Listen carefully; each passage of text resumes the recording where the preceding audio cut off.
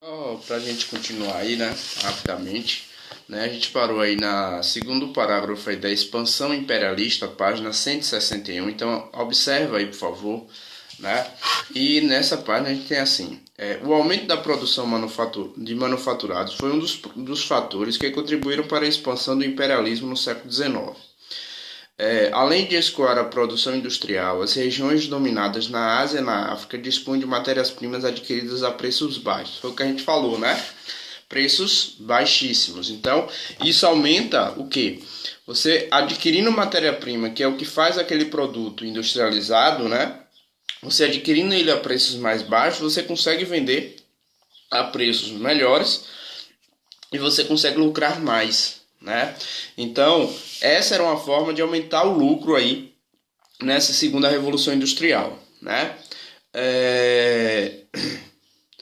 Pelos europeus que ali viviam. Os preços tornavam-se mais competitivos, a produção barateava e assim o mercado consumidor era ampliado. Ou seja, você diminui o preço da mercadoria, você amplia as suas vendas, né? Porque mais pessoas vai poder passar a ser mercado consumidor.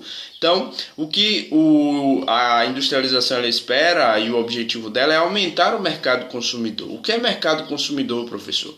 Mercado consumidor nada mais é do que aquela pessoa que compra, né? Quando você vai a um mercado comprar algo, fazer compra, sua mãe, seu pai, você é mercado consumidor, né? Você consome. Então, quando você barateia as mercadorias a partir de adquirindo matéria-prima mais barata, você barateia o custo daquela mercadoria, você aumenta esse mercado consumidor e, logicamente, que você vai lucrar mais, né?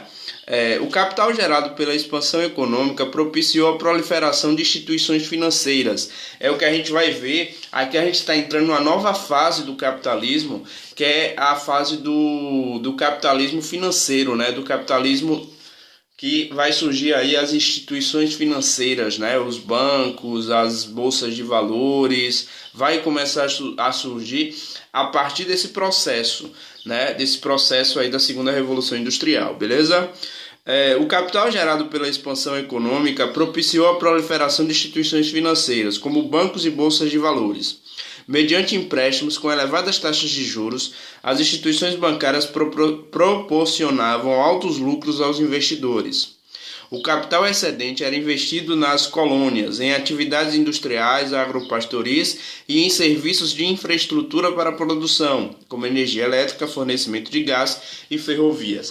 É a partir da segunda revolução industrial que surge a energia elétrica, né? Se lá na primeira revolução industrial foi utilizada como fonte de energia o carvão, né? E o carvão, né? A questão da energia a vapor, né? Aqui na segunda revolução industrial você tem aí a transformação em energia elétrica, petróleo e energia elétrica. Então vai ser a fonte de energia para a segunda revolução industrial. Então, isso é muito importante também, né? Então vamos lá. O domínio europeu. Vamos aí à leitura.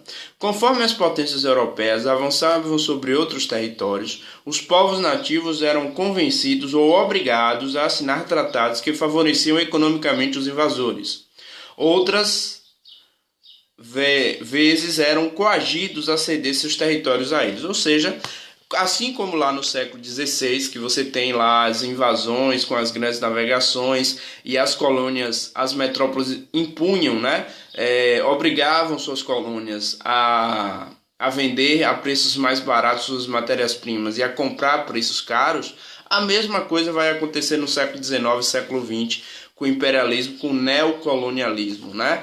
Ou seja, esses países vão ser obrigados, né? Eles não eram dominados porque eles queriam ser dominados ou porque eles queriam aprender com os europeus, de forma nenhuma. Apesar de existir essa ideia de que os europeus foram para lá levar a civilização, isso não existe. Na verdade existia uma resistência porque eles eram coagidos, eles eram obrigados a aceitar esse domínio, né? A partir de quê? A partir da força, a partir do poder militar maior desses países europeus, né?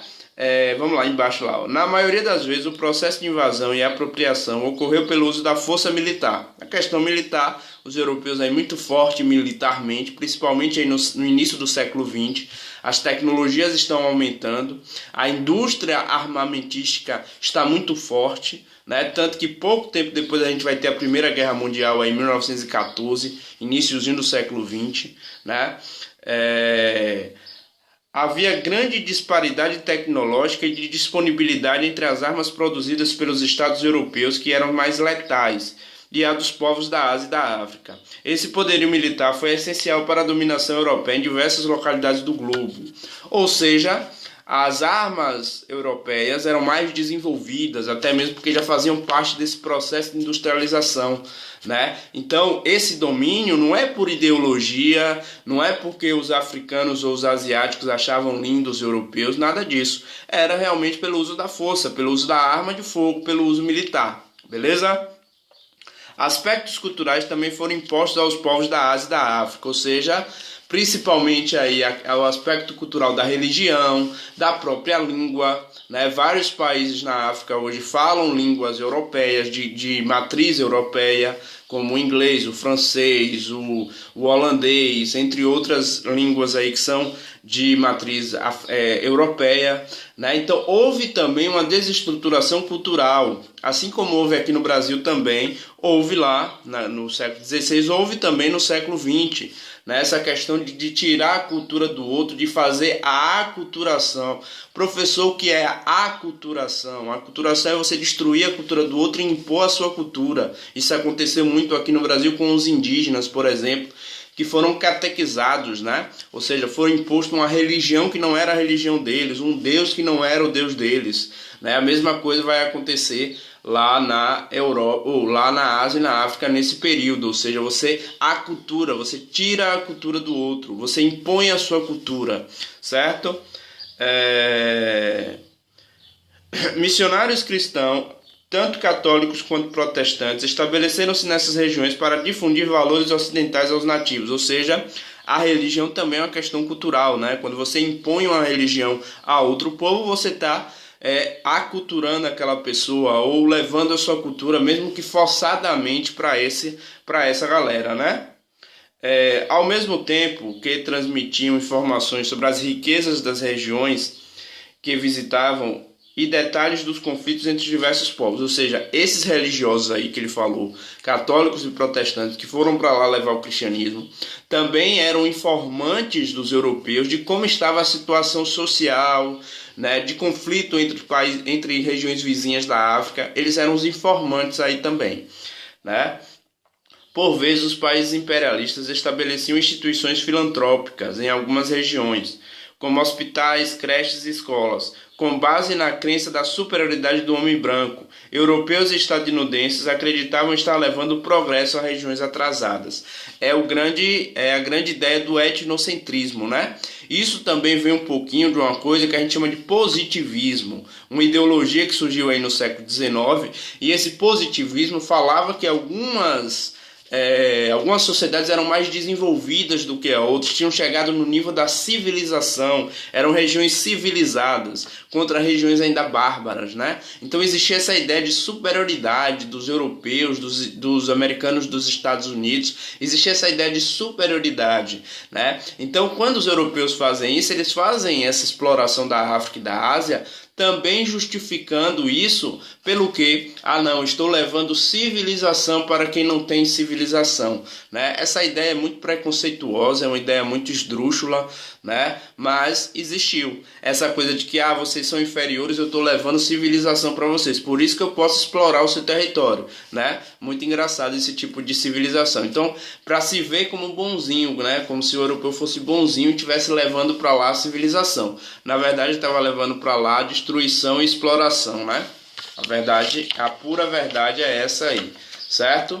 Então, você tem esse processo aí de ideia de superioridade, isso vem muito do positivismo, né? Que tem tudo a ver com etnocentrismo. O que é um etnocentrismo, gente? O nome já está dizendo, centrismo, é alguma coisa no centro, né? Ou seja, etno vem de etnia, é como se fosse uma etnia no centro. Que etnia é essa? É europeia. né? Ou seja, os europeus estão no centro do mundo, eles são quem leva a civilização para o resto do mundo.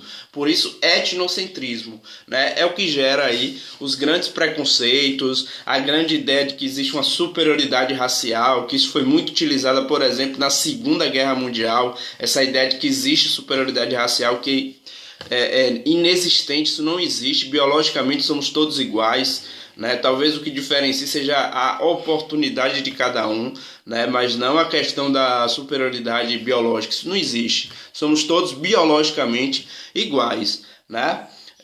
O que nos diferencia é a questão das oportunidades, né? Então, essa ideia, ela perpassou muito na Segunda Guerra Mundial, ela aconteceu bastante na Segunda Guerra Mundial, de que existia uma raça superior, uma etnia superior a outra, né? A partir desse etnocentrismo, certo?